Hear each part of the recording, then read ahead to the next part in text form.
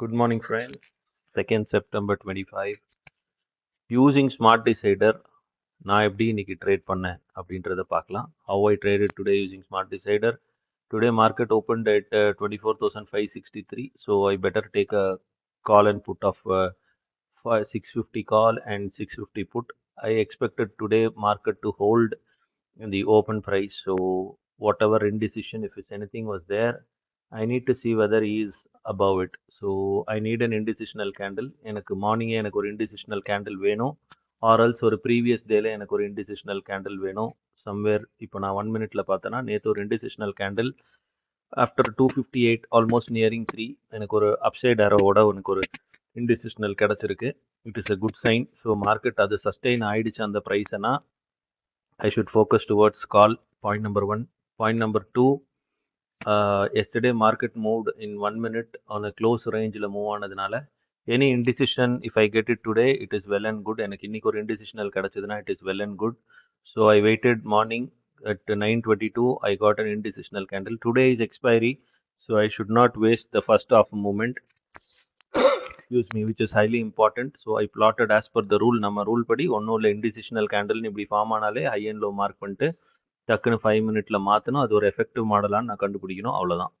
Effective மாடலாகவே எனக்கு இந்த இடத்துல தெரியுது. காரணம் என்ன அப்படின்னா எனக்கு இதோட லோலே வந்து இவர் ஃபார்ம் ஆயிட்டாரு. ஓகே, லோலே வந்து எனக்கு இவர் ஃபார்ம் ஆயிட்டாரு. அழகா வந்து இதுக்கு மேலே இருந்தாலே எனக்கு ஒரு எஃபெக்டிவ் மாடல் தான். ஆல்ரெடி மேலே க்ளோஸ் வச்சுட்டாங்க, இந்த லோ அவங்க பிரேக் பண்ணல. நல்லா கவனிக்கிறேன்.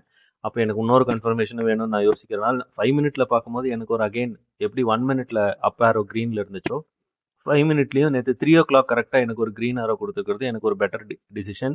இந்த லைனுக்கு மேலேயும் சஸ்டெயின் ஆயிட்டாரு அப்படின்னா எனக்கு ஒரு நல்ல ஒரு பாசிட்டிவிட்டி என் மைண்டில் கிடைக்குது. ஸோ இது மறுபடியும் அபவாக இருக்கணும்.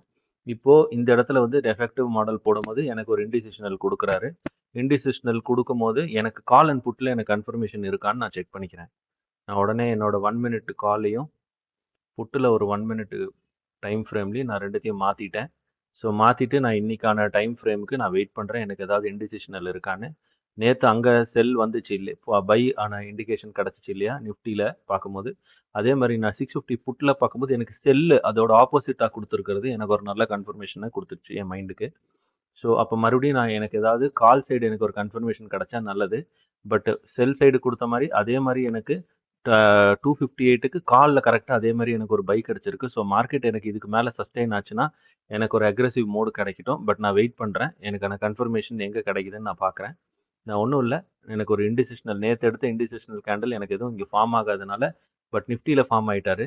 எனக்கு அதை பேஸ் பண்ணி நான் மாற்றிட்டேன். அப்போ ப்ரீவியஸ் டே இதை எடுத்துகிட்டு சிம்பிளாக நான் இன்றைக்கி ஃபார்ம் ஆகணுன்ற அவசியம் இல்லை. ஏன்னா நேற்று அவர் எஃபெக்டிவாக இருக்கார். அது அக்ரெசிவ் என்ட்ரி கிடச்சிச்சின்னா நான் எடுக்கலாம். ஸோ இப்போ பார்த்தீங்கன்னா உங்களுக்கு வந்து மார்க்கெட் அழகாக நேற்றத்தோட இதுக்கு கீழே இருக்கார். இன்றைக்கி எனக்கு மார்க்கெட் இந்த என்ட்ரி உள்ள ஃபஸ்ட்டு கேண்டிலே வந்து இந்த லெவலுக்குள்ளே வந்தாங்க. பட் இதுக்கு மேலே ட்ரேட் ஆகலை. அக்ரெசிவ் என்ட்ரியோட ரூல் தெரியும் உங்களுக்கு எல்லாருக்கும். இந்த இடத்துல வந்துச்சுன்னா திருப்பி இந்த ஹைக்கு மேலே ஒரு ட்ரேட் ஆகணும் உள்ளே வந்து, அப்போ நான் அங்கே எடுத்துக்கலாம். ஸோ இப்போ மறுபடியும் எனக்கு மார்க்கெட் கீழே வந்துச்சு, இது இன்எஃபெக்டிவ் ஆகிடுச்சு, திருப்பி உள்ளே வந்துட்டார். அப்போ இந்த ஹைக்கு மேலே இவர் ட்ரேட் ஆகுறாரு. நான் அப்படியே ட்ரேட் எடுத்துட்டேன் இந்த இடத்துல. I don't want to miss the morning opportunity. Also நேற்று நான் வெபினாரில் சொல்லியிருந்தேன், red to green, green to red இதெல்லாம் பேசிகிட்டு இருந்தோம். ஒரு மாடல் நான் பேசியிருந்தேன் 750 24,750 நம்ம எக்ஸாம்பிள் எடுத்து பேசியிருந்தோம். எப்படி எடுத்திருந்தா கால் போட்டு எடுத்து பாருங்க என்ன ஆகுதுன்னு பார்க்கலாம் அப்படின்னு நான் சொல்லியிருந்தேன். இது என்னோட கெஸ் வைட்லி மார்க்கெட்டை சஸ்டெயின் டுடே மார்னிங் இருந்துச்சுன்னா 750 போகும் அப்படின்றது என்னோட thought process. So definitely I should not miss a good rally, எனக்கு இருக்கும்னு தெரியும். So from the bottom if you understand this currently இப்போ பாருங்கள் ஆல்மோஸ்ட் 100% டன்.